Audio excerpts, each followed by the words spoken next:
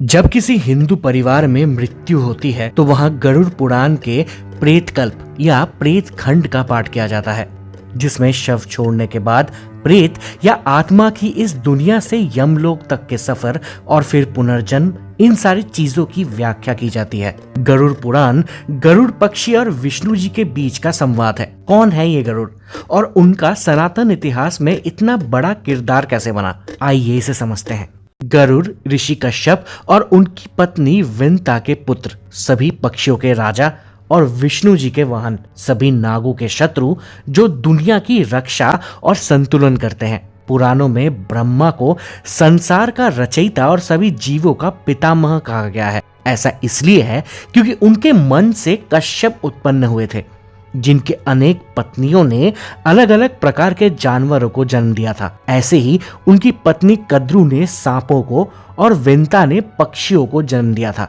कद्रू और विंता बहनें होने के बावजूद एक दूसरे को पसंद नहीं करते थे। जन्म देते समय कद्रू ने उतने ही बच्चे मांगे जितने पृथ्वी और आकाश को ढक सके। विंता ने केवल 2 ही मांगे, लेकिन कामना की कि उनकी चमक पूरी सृष्टि को रोशन कर दे। कद्रू ने लाखों अंडे दिए और नागों की माता बनी। विंता ने केवल 2 अंडे दिए। इस डर से कि विंता के बच्चे उसे गुलाम बना देंगे, कद्रू ने अपनी बहन को अपने 2 अंडों में से एक को फोड़ने और उसके अंदर भ्रूण की जांच करने के लिए उकसाया। इस अंडे से आंशिक रूप से निर्मित अरुण प्रकट हुआ।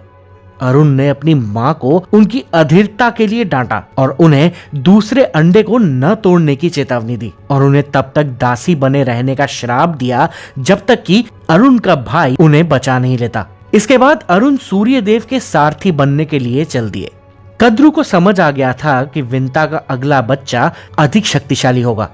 घबराई हुई कद्रू ने विंता के साथ छल किया।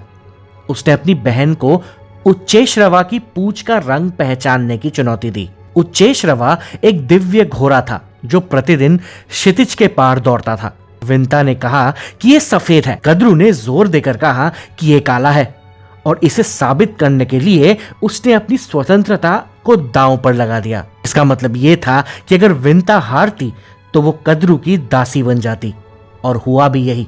विंता हार गई। कद्रू ने छल का प्रयोग किया और अपने बच्चों मतलब सांपों को उच्चेश्रवा की पूंछ से चिपका दिया, जिससे वो दूर से काली दिखाई देने लगी। विंता कद्रू की दासी बन गई। इस प्रकार उसका बच्चा गरुड़ गुलामी में पैदा हुआ था।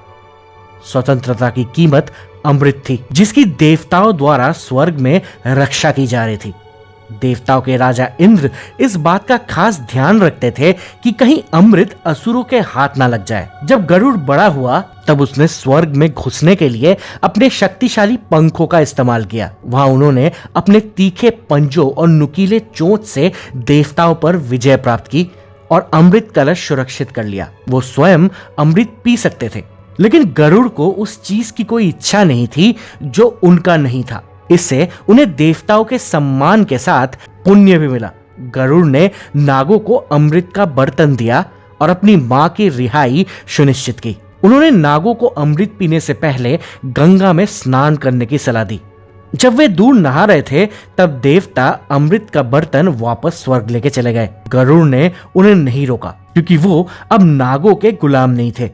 नागों ने विंता को गुलाम बनाने के लिए छल का इस्तेमाल किया था और इसलिए वे गरुड़ के छल के खिलाफ शिकायत नहीं कर सके।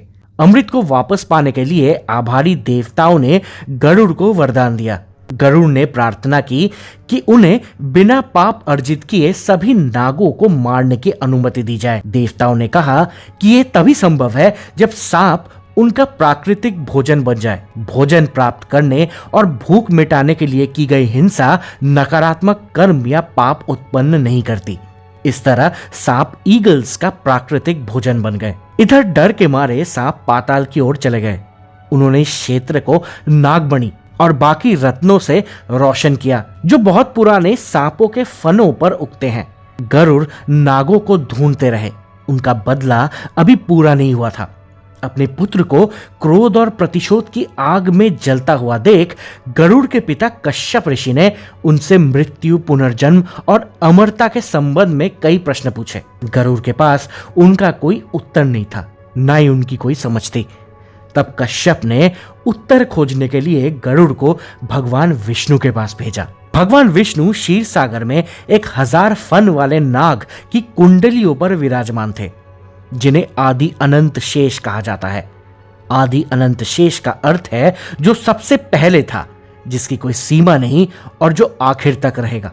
अन्य नागों के विपरीत आदि अनंत शेष ने अपनी मां की अपनी बहन के साथ छल कपट की निंदा की थी। इससे उन्हें विष्णु जी का प्रेम प्राप्त हुआ, क्योंकि कहीं ना कहीं शेषनाग की तरह विष्णु जी ने भी देवताओं और असुरों के बीच प्रतिद्वंदिता की भी निंदा की थी।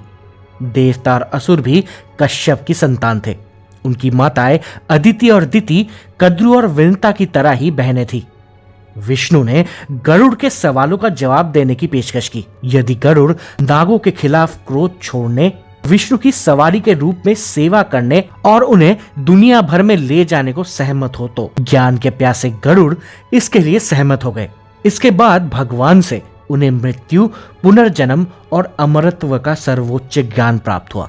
गरुड़ ने अपनी शिक्षाएं अपने पिता कश्यप को दी, जिन्होंने बाद में इसे तीनों लोकों की यात्रा करने वाले ऋषि भृगु को दे दिया।